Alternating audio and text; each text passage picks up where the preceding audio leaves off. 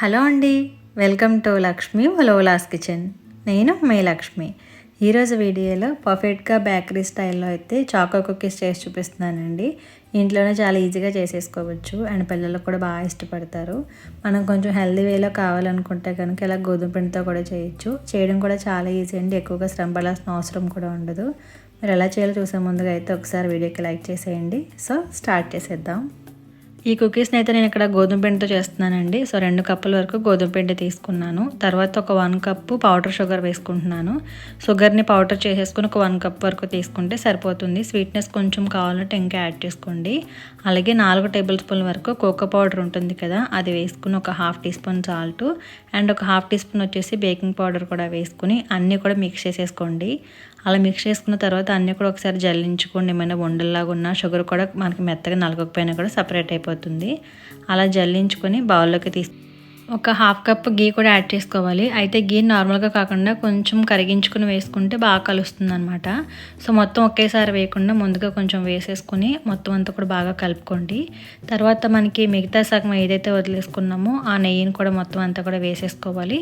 మనకి సుమారుగా అయితే 1/2 కప్ కంప్లీట్గా పడుతుంది. అవసరం మేరకు 1 లేదా 2 టేబుల్ స్పూన్లకు కావాలంటే ఎక్స్ట్రాగా వేసుకోవచ్చు. సో మొత్తం వేసుకుని బాగా మిక్స్ చేసుకోవాలి, ఉండలు ఏమీ లేకుండా. అలా కలుపుకున్న తర్వాత మనం చేతితో పట్టుకుని చూస్తే కనుక ఈ విధంగా ఉండలాగా అవ్వాలన్నమాట.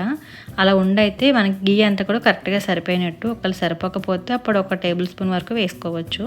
సో ఇలా కలుపుకున్న తర్వాత ఒక 1/2 కప్ వరకు పాలు కూడా కాచి చల్లార్చుకుని ఉంటాయి కదా, సో ఆ పాలు కొద్ది కొద్దిగా వేసుకోండి. అన్నీ ఒకేసారి వేయకుండా అవసరం మేరకు వేసుకుంటూ కలుపుకోవాలి.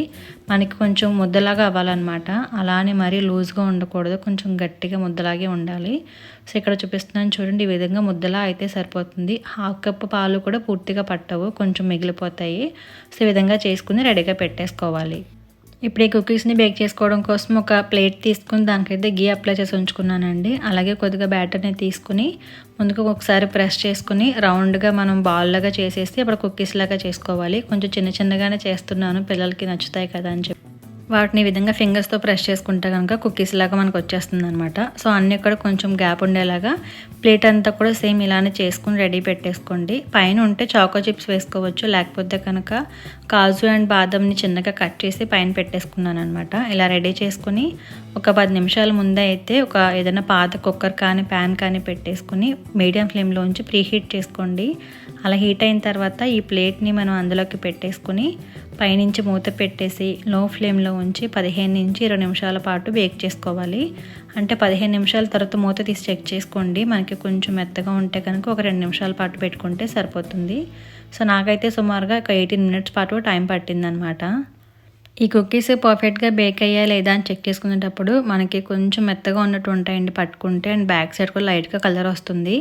అలా ఉన్నప్పుడు బయటకు తీసేసుకోవాలి. మెత్తగా ఉన్నాయని చెప్పి ఇంకొక 2 నిమిషాల పాటు ఉంచామంటే బాగా హార్డ్గా అయిపోతాయి అనమాట, అండ్ కలర్ కూడా చేంజ్ అయిపోతుంది చల్లారే పాటు. బేక్ చేసుకున్న కుకీస్ అన్నీ కూడా చల్లారిన తర్వాత ఈ కలర్లోకి వస్తాయి, చాలా క్రంచీగా ఉంటాయి అనమాట. ఒకసారి మీరు కూడా ట్రై చేయండి, పిల్లలకి బాగా నచ్చుతుంది. అలాగే వీడియో కనుక నచ్చితే please like, share and subscribe to Lakshmi వలోలాస్ కిచెన్.